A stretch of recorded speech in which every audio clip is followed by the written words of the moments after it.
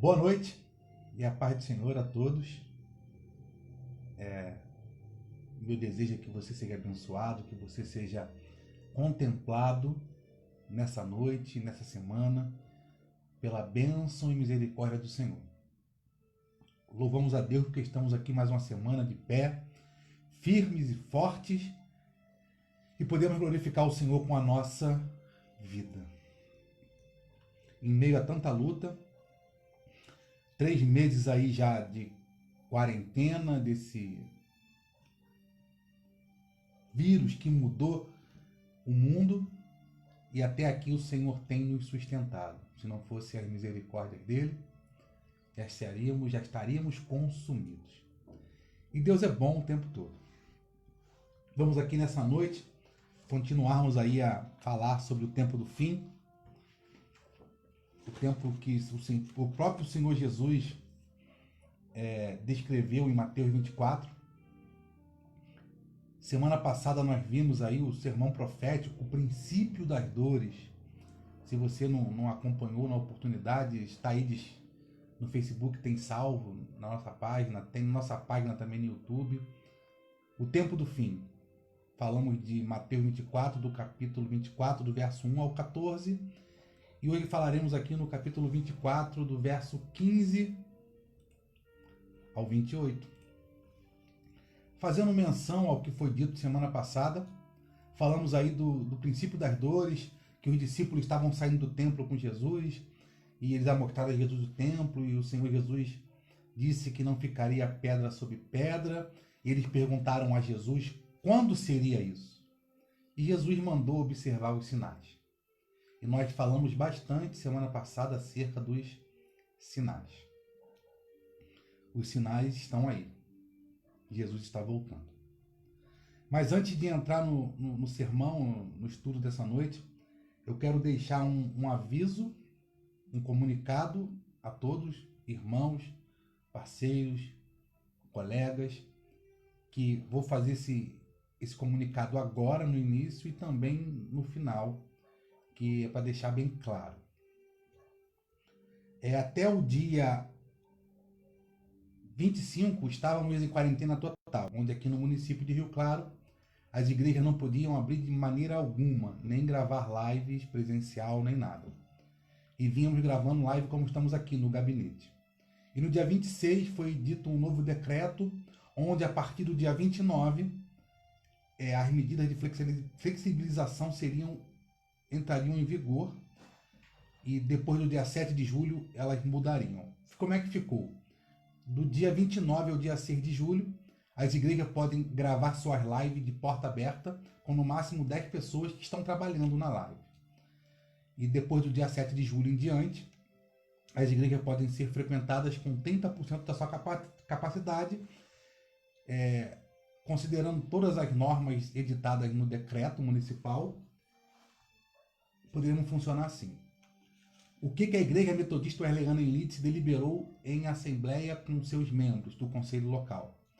Deliberamos que, no primeiro momento, ficaremos ainda gravando a live no gabinete, quinta e domingo, sem a presença dos membros, e terça e sexta estaremos fazendo culto pelo aplicativo TeamLink, manteremos assim.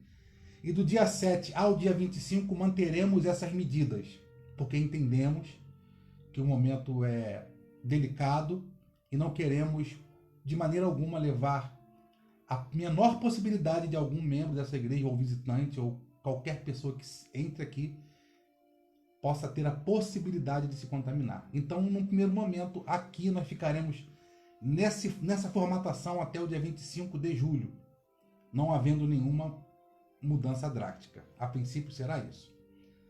Dado o comunicado, vou fazer uma oração e vamos entrar aí no nosso estudo do capítulo 24 do Evangelho de Mateus, do verso 15 ao 28. Senhor, te louvamos, ó Pai, porque Tu és muito bom. Muito obrigado pelo dia que o Senhor nos deste. Muito obrigado, Pai, porque o Senhor tem abençoado a Tua igreja. Pai, o Senhor Jesus veio a essa terra e nos ensinou acerca do tempo do fim. E cremos que vivemos esse tempo, Pai. Ensina-nos como Sua igreja. Desperta-nos como Sua igreja. Coloca no nosso coração, Pai, para que nós possamos dar atenção à Tua palavra e entender que o Senhor está às portas de voltar. E que nós possamos, Pai, guardar a Tua palavra em nosso coração. E que nós possamos, Senhor, pô-la em prática em nossa vida. E que possamos assim perseverar até o fim. Abençoa todos os nossos irmãos e irmãs que acompanham agora essa live ou acompanharão no futuro. É o que eu te peço em nome de Jesus. Amém. Te peço aí que você que está assistindo nossa live, que você compartilhe, que você comente, que você divulgue isso para que possamos alcançar o maior número de pessoas possíveis. Pois bem, como dizia semana passada, falávamos do princípio das dores. E como foi feito aí no estudo do Sermão do Monte e semana passada no princípio das dores, estaremos lendo aí do verso 15 ao 28, verso a verso, e comentando cada verso, e você aí tem a liberdade de perguntar ou expressar a sua opinião através do chat aí, dos comentários do Facebook. Esteja atento, com o coração aberto, para entender que o tempo do fim é já. Pois bem, Evangelho de Mateus, capítulo 24, verso 15. Lembrando do verso 14 que Jesus disse assim: percebam o início das dores, e aquele que perseverar até o fim será salvo. Verso 13 ele disse isso. Pois bem, verso 15 diz assim: quando virdes a abominação da desolação de que falou o profeta Daniel, está no lugar santo, quem lê entenda. Mas o que será que Daniel disse? O Senhor Jesus estava comentando o que Daniel disse acerca da abominação da desolação. E onde está essa abominação? Livro de Daniel, capítulo 9, verso 27, diz assim: esse governante, pois, com sagacidade firmará com muitos um pacto que durante uma semana, mas na metade da semana, ele ordenará o fim do sacrifício e das ofertas de manjares. E uma delas, principais alas do templo, será colocado um sacrilégio terrível. A grande abominação, até a consumação, o fim que já está decretado para alcançar e exterminar o assolador. Daniel profetizou isso enquanto estava na Babilônia, lembrando de Daniel, não é? Já fizemos um estudo aqui na igreja sobre Daniel, na congregação sobre Daniel, para nós lembrarmos. Daniel é dividido em dois grandes blocos. O primeiro bloco biográfico, que praticamente é do capítulo 1 ao 6, salvo algumas coisas do capítulo 2, é Daniel contando a sua vida, o seu testemunho na Babilônia. E do capítulo 7 em diante, é a ala profética, a parte profética do livro, onde Daniel profetiza o que acontecerá nas nações. Daniel aí profetizou, arredondando, tá, irmãos? Cerca de 500 anos. A divergência, 500 e 400 anos, mas arredondando 500 anos antes do ano zero, antes da vinda do Messias. E olha o que Daniel profetizou 500 anos antes do Messias.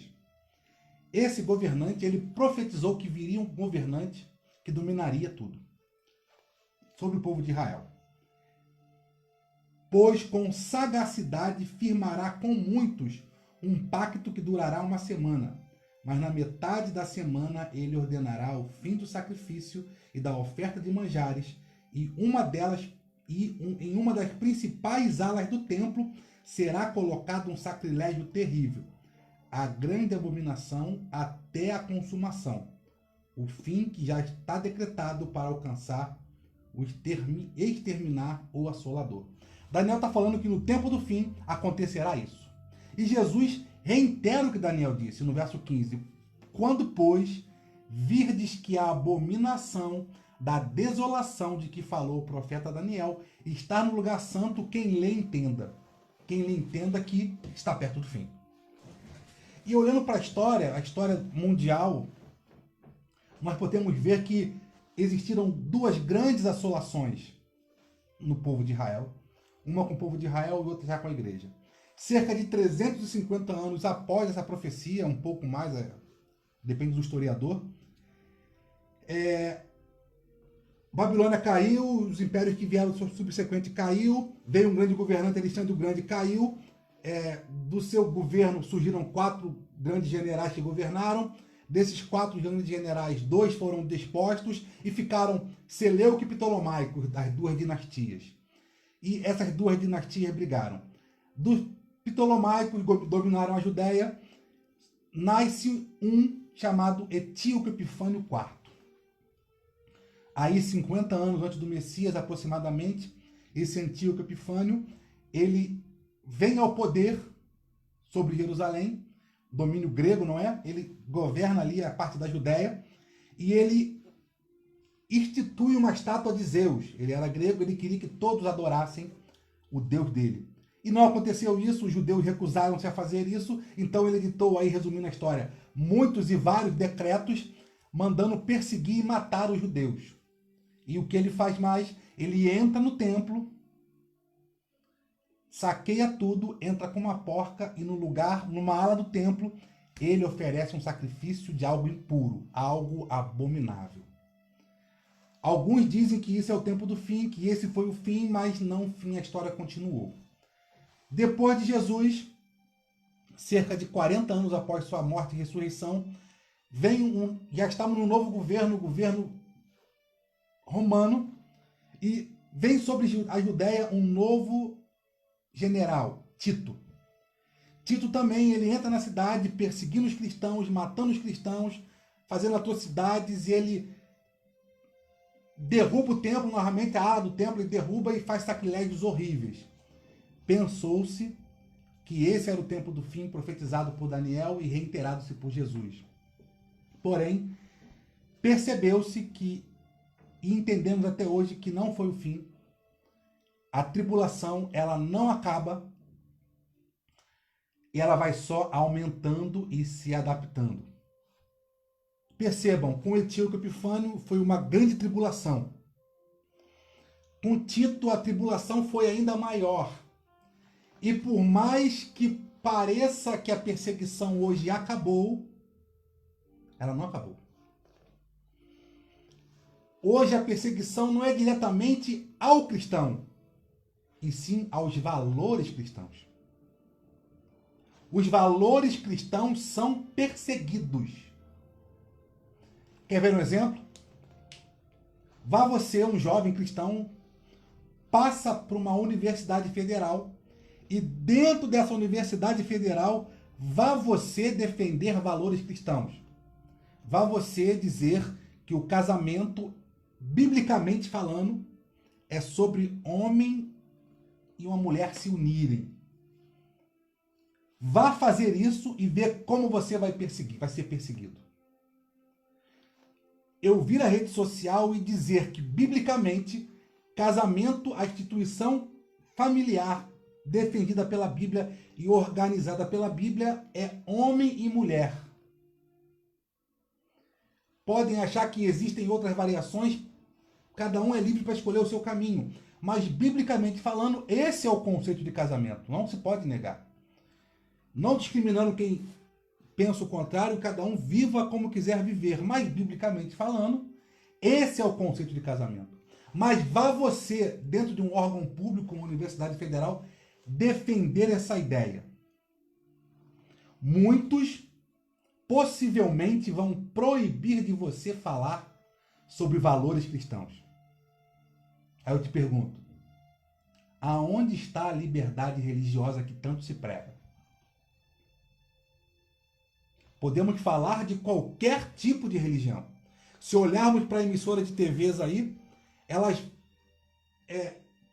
praticamente colocam em suas redes nacionais todo tipo de religião e louvam a isso, e cada um escolhe seu caminho, como eu disse. Mas vá lá, no horário nobre de qualquer emissora de TV, alguém defender e tomar partido para si da Bíblia, dos valores cristãos, acerca do casamento entre homem e mulher, acerca de o que a Bíblia defende. Vá você lá como cristão defender esses valores, dizer que casamento entre pessoas do mesmo sexo é errado.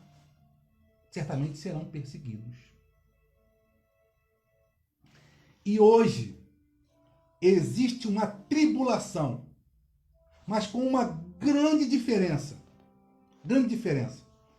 Na época lá de Tito, quem defendia os valores cristãos, quem se defendia, nem valor, quem falava eu sou cristão, era jogado na cova do leão, era jogado no Coliseu, devorado por leões, ou era feito tocha para ser aceso, mas não negavam a Cristo. As pessoas morriam pelo que elas achavam ser certo. E hoje, as pessoas morrem espiritualmente falando para serem politicamente corretas. Sendo que, num país que é laico, num país onde cada um pode professar e defender a sua fé, hoje, você como cristão, se for a público defender o casamento homem e mulher, o que passa disso é errado, você vai ser perseguido e até processado. Então existe uma perseguição contra os valores cristãos. A perseguição hoje não é contra a figura, a imagem do cristão, e sim contra os valores defendidos pelos cristãos. Valores de família, de casamento, de dignidade, de falar a verdade, de sexo só após o casamento, de não haver traição, de não haver mentira. Valores cristãos. Vai você defender isso, você vai ser perseguido e colocado de lado e possivelmente até processado. Quando que escolher esses valores, legalmente falando, é opção sua. Não é o que você inventou. É o que a Bíblia, um livro milenar, defende. Disse é certo. E como não existe tribulação, então? A tribulação hoje nos leva a negar a Cristo, pois não morremos em defender valores cristãos. Quando no passado, homens e mulheres morriam por não negarem ser cristãos. Hoje nós negamos valores e morremos espiritualmente. E Jesus está falando o seguinte, verso 15, quando, pois, virdes que a abominação da desolação que falou o profeta Daniel está no lugar santo, quem lê entenda.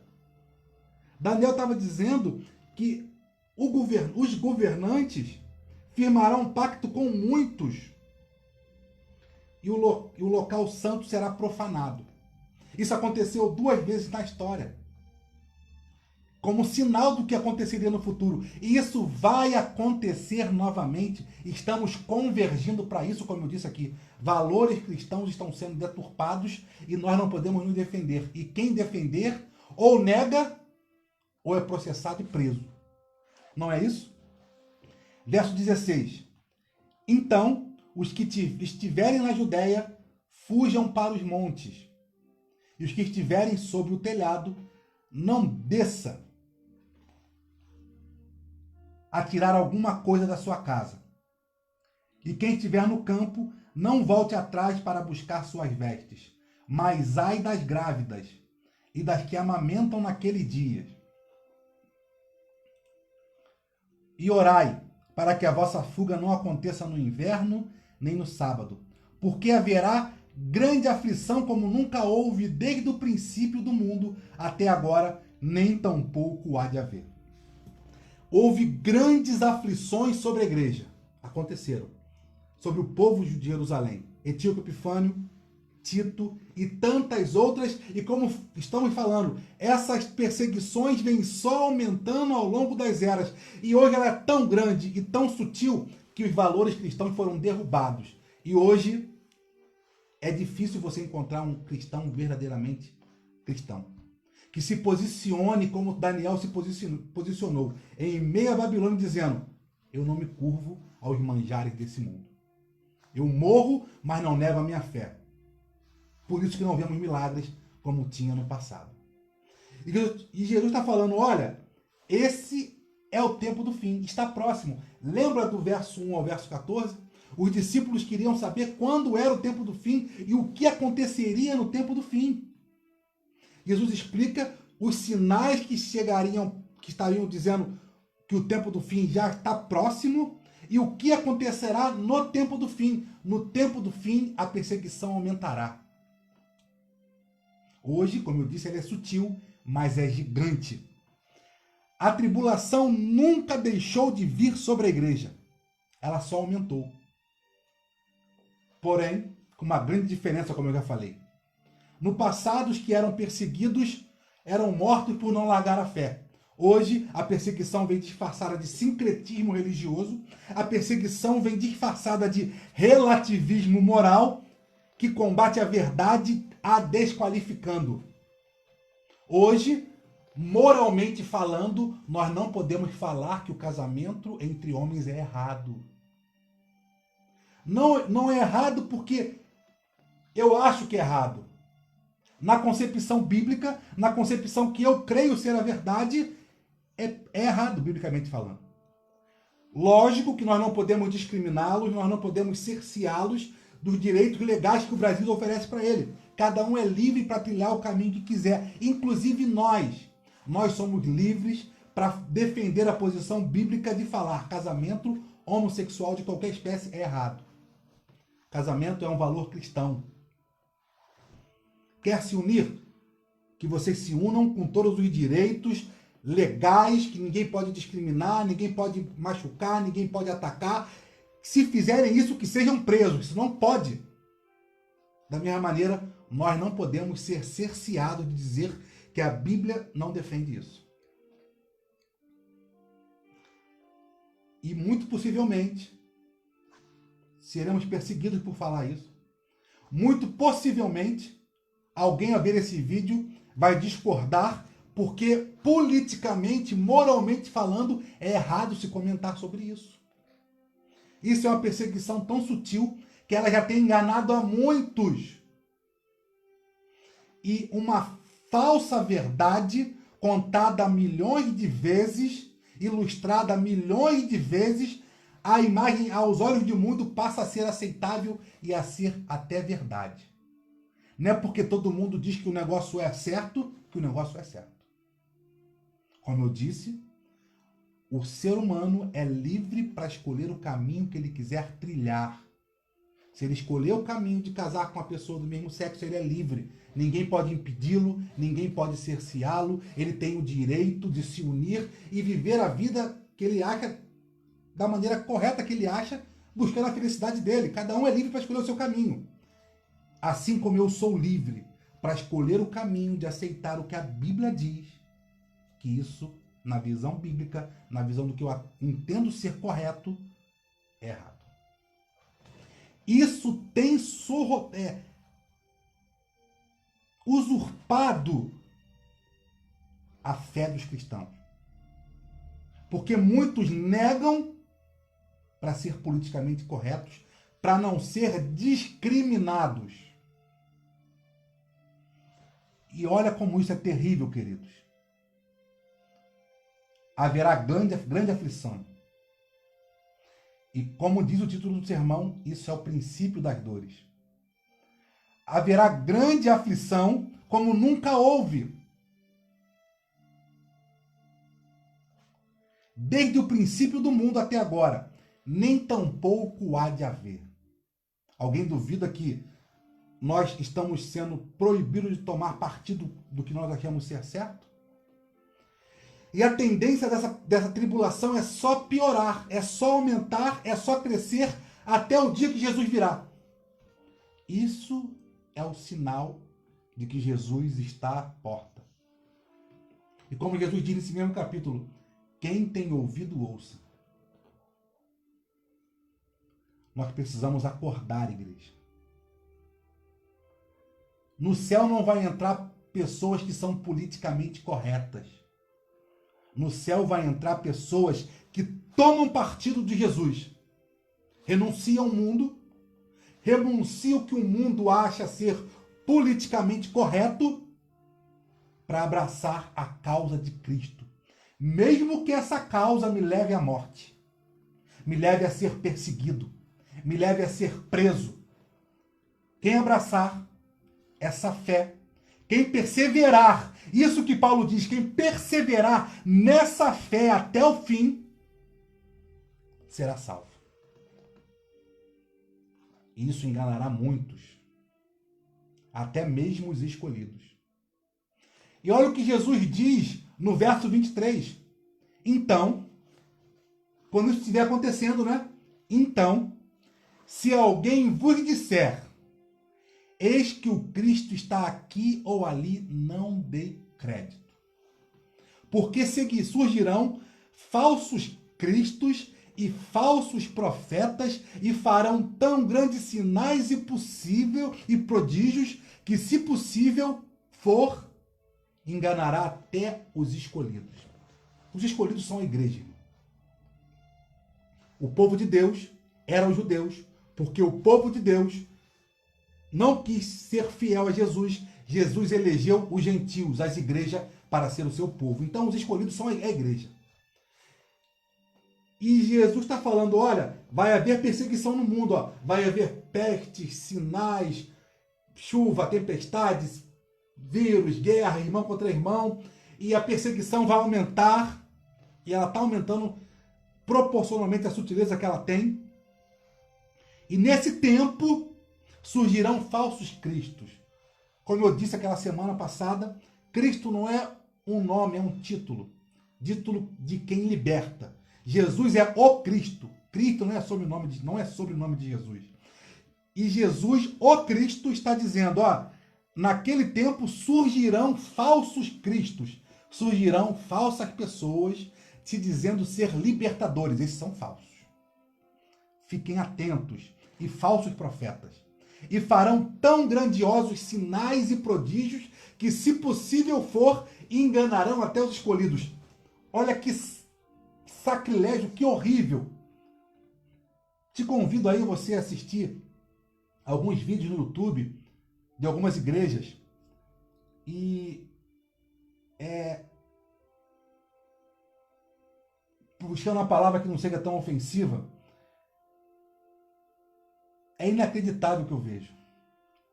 Eu vejo ali verdadeiros teatros montados.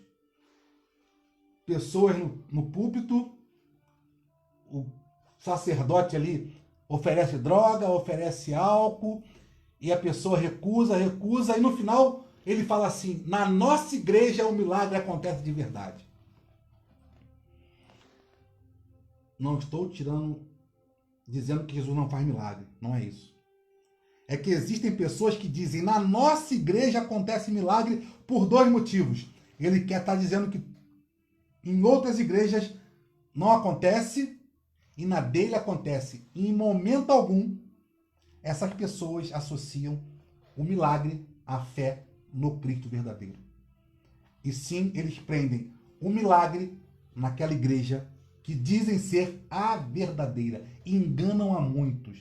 Verdadeiros teatros, onde pessoas ali se manifestam e dizem, não vá para aquela igreja é mentirosa. Essa aqui é de verdade. Dessa eu tenho medo, aquela é falsa. Jesus disse isso praticamente há 2000 anos atrás, irmãos. Porque surgirão falsos cristos. Outro dia eu estava vendo uma pregação, a minha esposa não gosta muito que eu veja, mas eu vejo. Eu confesso que não porque eu gosto, mas para poder ver o que está acontecendo, para poder interpretar os sinais. Eu estava vendo a pregação de um bispo numa igreja famosa, e o bispo ali, com a igreja cheia, ele muito focado, ele com as vestes judaicas ali, e ele diz, olha irmãos, chegou um dia em nossa igreja que a batalha estava tão grande que o demônio estava tão furioso que ele não saía, e eu tentava expulsá-lo, e o nome de Cristo não foi suficiente para expulsá-lo. Quando eu usei o nome da nossa igreja, quando eu usei o meu nome, aquele diabo gritou e bateu em retirada. Eu fiquei de boca aberta, queixo caído. Nitidamente aquele bispo estava se dizendo que ele era mais do que Jesus era um Cristo que não libertava. Porque aquela pessoa estava possessa por um demônio e Jesus, o Cristo, não foi suficiente para libertá-la. Mas quando aquele bispo clamou em nome daquela igreja, clamou em seu nome, o demônio bateu em retirada. Ou seja, o que esse camarada estava fazendo era abominável. Ele estava desqualificando Jesus como Cristo, que não foi suficiente para libertar, e estava qualificando a igreja dele. estava qualificando ele como aquele que foi o Cristo, o libertador para a vida daquela pessoa que estava endemoniada. Irmãos, na minha cabeça, quando eu começo a juntar tudo, guerras, rumores de guerras, pestes, falamos semana passada sobre isso, e vou juntando na sequência do capítulo, falsos cristos que, se possível, enganarão a muito. E sabe o que é engraçado? A igreja está crente de pessoas, está cheia de pessoas. Lá aquela igreja estava com mais de 5.000 pessoas, todas glorificando e exaltando não sei o que. Porque não estavam glorificando a Deus. E sim, aquela igreja estava glorificando aquele bispo, porque aquela igreja, na figura daquele bispo, expulsou o demônio. Se encaixa perfeitamente no que Cristo disse. Surgirão falsos cristos, igrejas que libertam. O Cristo não é mais o Jesus, e sim a igreja poderosa. E falsos profetas, bispos que profetizam em nome daquela igreja. E farão tão grandes sinais e prodígio. É um sinal e um prodígio que ele fez, irmão, aos olhos dele, né? Ele estava contando como se fosse. Eu tomei para mim como se fosse uma história de um pescador, que aumenta muito. Mas na visão dos fiéis que estavam ali, aquele homem, aquela igreja, realizou um grande sinal e um prodígio e enganou muitos. Se possível, até os escolhidos. Quem são os escolhidos? Os gentios que decidem seguir a Cristo. Estamos perto do tempo do fim, queridos. Quem tem ouvido, ouça. E Jesus diz assim no verso 25: eis que eu vou-lo tenho predito. Ou seja, eis que eu estou predizendo o que vai acontecer. Jesus está nos alertando, biblicamente, estava alertando o povo daquela época, estava alertando as gerações que viriam e está nos alertando sobre o tempo do fim. Semana passada vimos guerras, rumores de guerras, vimos 6 grandes pestes nesses 2000 anos, e vimos tantas outras coisas, e dando sequência no estudo, olha o que está acontecendo, irmãos. E olha o que diz o verso 26. Portanto, se vos disserem, eis que ele está no deserto, não saiais. Eis que ele está no interior da casa, não acreditais. Porque assim como o relâmpago sai do oriente, mostra-se até o ocidente, assim também será a vinda do Filho do Homem. Pois onde estiver o cadáver, ali se ajuntarão as águias. O que Jesus está dizendo, olha, esse é o tempo do fim. Quando você ver esses sinais, do verso 1 até o verso 25, é tudo que ele prediz. Quando você vê esses sinais, vão dizer, olha, o Cristo está ali. E não é assim, queridos. Na história da igreja, nunca houve tantas denominações e tantas migrações de igreja para igreja. Eu passo a frequentar a igreja X. Num dado momento, aquela igreja não me agrada, alguma coisa não me agrada, e eu, em meu julgamento, falo, Cristo não está ali. Aí eu ouço um falso profeta, não, vem para cá, porque o Cristo está aqui. A nossa igreja faz milagres. Aí a pessoa sai dali e vai guiado pelo seu ouvido para aquele lugar. E Jesus está dizendo, olha, portanto, se vos disserem, eis que ele está no deserto, não saiais. Eis que ele está no interior da casa, não acreditais. Ele está ilustrando o que ele quer dizer. Ele está dizendo, olha, vão vir falsos cristos, falsos profetas que vão enganar a muito, dizendo que Cristo está de uma extremidade a outra. Eles vão dizer que Cristo está em todo lugar, está aqui, o Cristo está aqui. O Cristo está aqui, venha para cá. O Cristo está aqui, venha para cá. Quando, na verdade, irmãos, a igreja não é um templo físico. A igreja não é uma denominação. A igreja são os salvos em Cristo Jesus, que morreram, que estão e que ainda vão estar em Cristo. Todos que morreram em Cristo, todos que estão em Cristo e todos que vão morrer em Cristo, que não nasceram, que vão nascer ainda, esses são a igreja que vão morar no céu. Então não importa se você está na denominação A, se você está na denominação B, se você está em qualquer igreja, o seu alvo deve ser Jesus.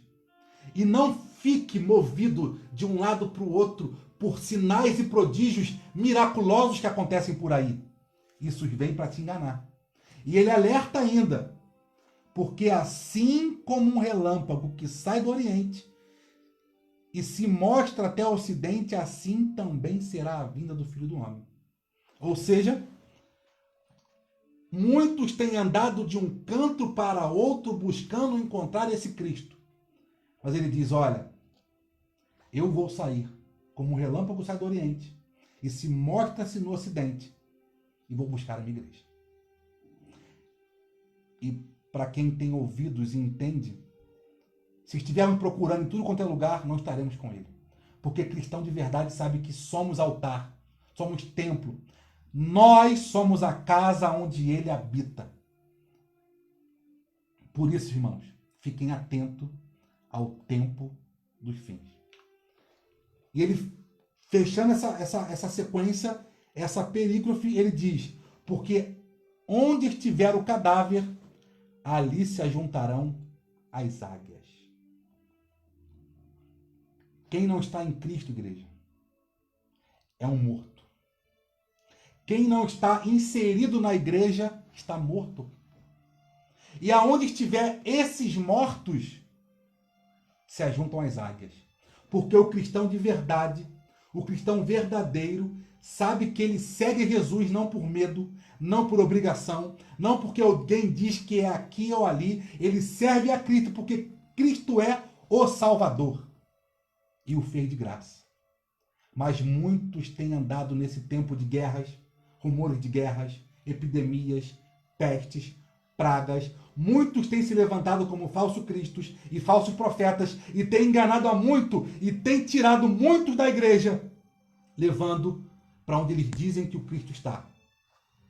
Portanto, se disserem que o Cristo está no deserto, não vá até lá. Se disserem que o Cristo está no interior da casa, não acreditem. Fiquem com o ensinamento de Jesus. Porque como um relâmpago sai do Oriente, se mostra-se no Ocidente, assim será a vinda do Filho do Homem. E assim, o Filho do Homem vai vir buscar aqueles que estão vivos, porque estão com ele. Lembra o que ele disse? Aqueles que estão no Filho, estão no Pai. Ninguém pode ir ao Pai se não estiver em Cristo. Quem está em Cristo, irmãos, está vivo. E se você está vivo, você está firmado, está atento aos sinais e sabe que estamos vivendo o tempo dos fins. Estamos vivendo aí mais do que nunca essa pandemia, onde pessoas têm morrido, e é assustador. Dentro dessa pandemia, há pouco tempo aí, algumas semanas, vimos que estava vindo uma nuvem de gafanhoto para o Brasil. Logo ficamos preocupados. E ela está devastando o mundo comendo para onde ela foi para a Venezuela. Estamos vendo rumores, não sei se é verdade, que existe um novo vírus aí, uma nova pandemia, surgindo novamente na China, oriunda agora dos porcos, uma nova gripe suína. Os sinais estão aí, queridos. Deus não está castigando a humanidade. Deus não está pesando a mão sobre o pecado. Deus não está castigando o mundo porque o mundo está em pecado. Se Deus fosse castigar o mundo por conta do pecado, ele não teria morrido na cruz para remir o mundo do pecado. Está apenas se cumprindo o que ele disse. Que no fim dos tempos, essas coisas do verso 1 do capítulo 24 até o verso 24 aconteceriam. E estão acontecendo, irmãos. E no auge dessas coisas, no auge dos sinais, quando tudo estiver aí abominável, assolado, perseguição gritante, horrível, ele sairá, como um relâmpago sai, e corta o céu, e levará para si a sua igreja. Na sequência do sermão, ele fala sobre a sua vinda. a vinda do Filho do Homem. Para você guardar isso na sua mente, eu vou ler do verso 29 ao 35, mas na semana que vem nós explicamos isso. Verso 29. E logo após da aflição daqueles dias, o sol endurecerá e a lua dará a sua luz e as estrelas cairão do céu e as potências dos céus serão abaladas. Percebe que é depois uma tribulação, e depois que o relâmpago sair do Oriente e cortar do Ocidente, essa figura de linguagem, depois disso, depois da aflição daqueles dias, depois que Jesus arrebatar a sua igreja, o sol endurecerá e a lua não dará a sua luz, e as estrelas cairão do céu e as potências dos céus serão abaladas. Então aparecerá no céu o sinal do Filho do Homem, e todas as tribos da terra se lamentarão. E virão o Filho do Homem vindo sobre a nuvem do céu com poder e grande glória. Após Jesus sair e cortar, como um relâmpago corta, logo após o céu endurecerá, a tribulação aumentará, e todo olho verá ele voltando nas nuvens do céu. Verso 31. E ele enviará seus anjos com rijo clamor de trombeta, os quais ajuntarão seus escolhidos desde os quatro ventos, de uma extremidade à outra dos céus. Aprendei, pois, com esta parábola da figueira. Quando os que seus ramos se tornam termos e brotos, e brotam folhas, saber que está próximo o verão. Igualmente, quando virdes todas essas coisas, sabei que ele está próximo às portas. E em verdade vos digo que não passará essa geração sem que todas essas coisas aconteçam. O céu e a terra passarão, mas as minhas palavras não hão de passar. Depois de toda essa tribulação horrível, Jesus virá e recolherá a sua igreja. Como eu tenho dito, queridos, Jesus está às portas, prestes a arrebatar a sua igreja. A tribulação está aí. Ela nunca parou. Ela nunca cessou. Ela vai mudando, vai se adaptando, mas ela sempre é crescente e constante ao povo de Deus. Falsos cristos, falsos profetas, pestes, guerras, rumores de guerras, nação contra nação, irmão contra irmão. E ele diz que não passará essa geração sem que todas essas coisas aconteçam. Depois que todas essas coisas acontecerem, não passará uma geração até que ele volte. Eu fico me perguntando, o que falta para ele voltar? Tudo o que ele disse, tudo o que ele predisse, já aconteceu e está acontecendo. Principalmente de 30 anos para cá, nunca na história houveram tantas denominações, tantas igrejas se dizendo ser a correta e desqualificando as outras. Jesus está às portas, irmãos. E eu tenho uma preocupação na minha mente. Nessa pandemia, eu tenho acompanhado os irmãos da igreja. Muitos deles. Aqueles que é possível ligar ou falar. E eu tenho percebido que em muitos casos, a igreja está acomodada. Está acomodada, pois está segura em seu lar, tem alimento, tem teto, tem o que vestir, tem como distrair a sua mente e não está atenta aos sinais. Estamos vivendo de uma maneira como se tudo o que ele disse jamais fosse acontecer. Ficamos aí preocupados com tantas outras coisas. E diga-se de passagem, todas passageiras. E com a coisa que deveríamos estar mais preocupados, a que tem implicação eterna. Estamos displicentes. Pois não se preocupeis em ajuntar tesouro na terra, onde a traça e a ferrugem comem e destroem. Mas se preocupem em ajuntar tesouro no céu, onde nem a traça nem o ferrugem pode alcançar.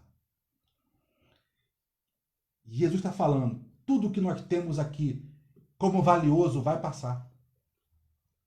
De repente, o valioso que você tem é o conforto do seu lar, o teu valioso é o seu trabalho, é o seu dinheiro, é a sua família, é a sua condição de vida.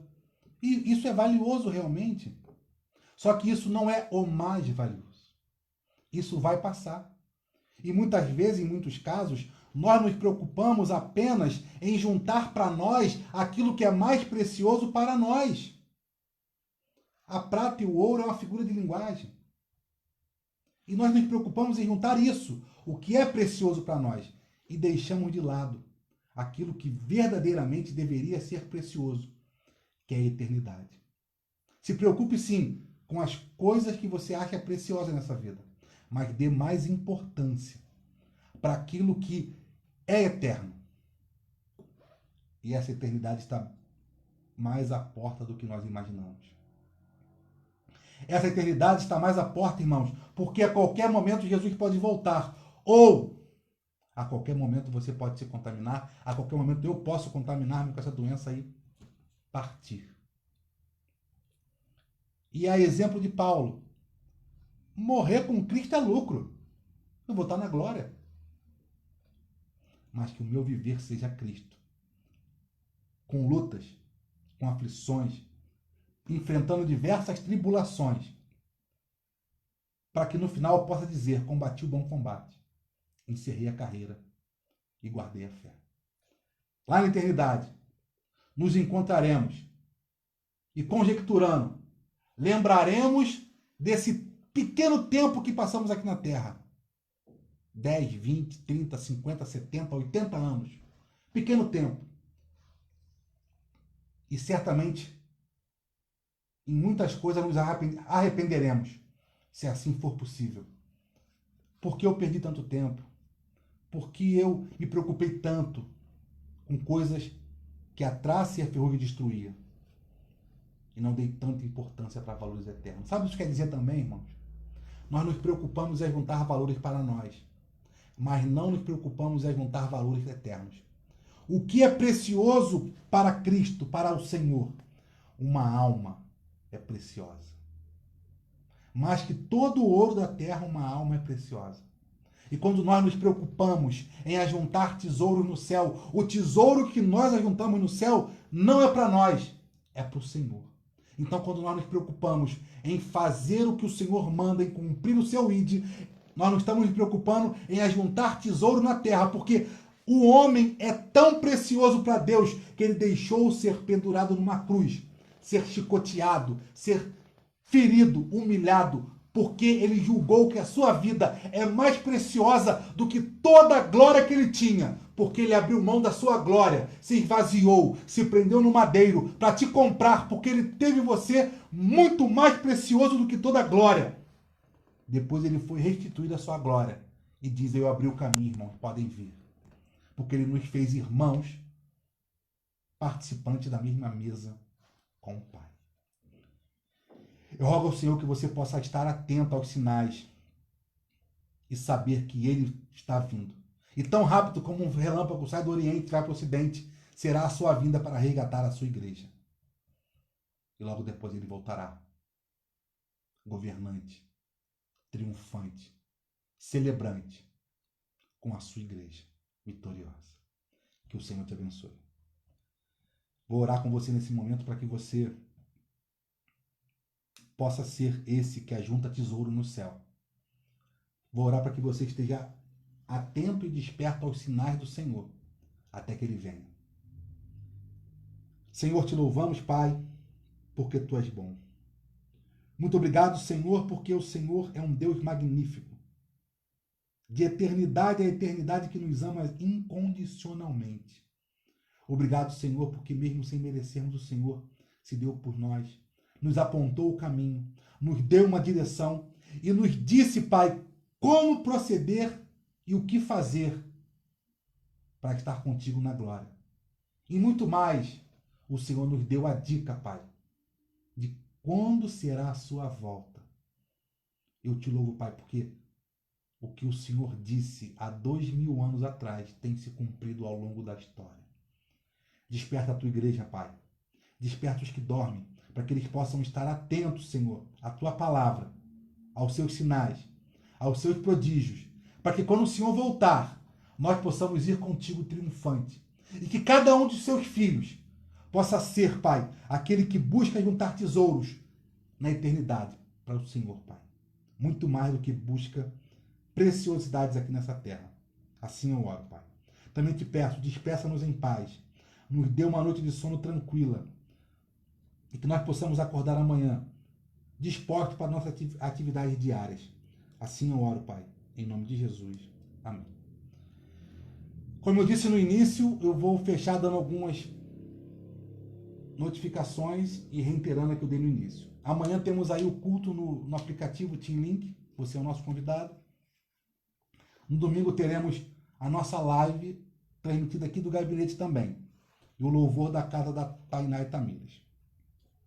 Como eu disse, irmãos, a Prefeitura de Rio Claro flexibilizou aí algumas medidas da igreja. Do dia 29 de julho ao dia 6 de julho, 29 de junho ao dia 6 de julho, o decreto libera a gravação de lives com a igreja aberta, dentro do templo, não é, com ela aberta, e com a participação de até 10 pessoas. Entendemos que é o louvor, o pastor, o pregador, um operador de som, um ou dois diáconos na porta. Entendemos isso.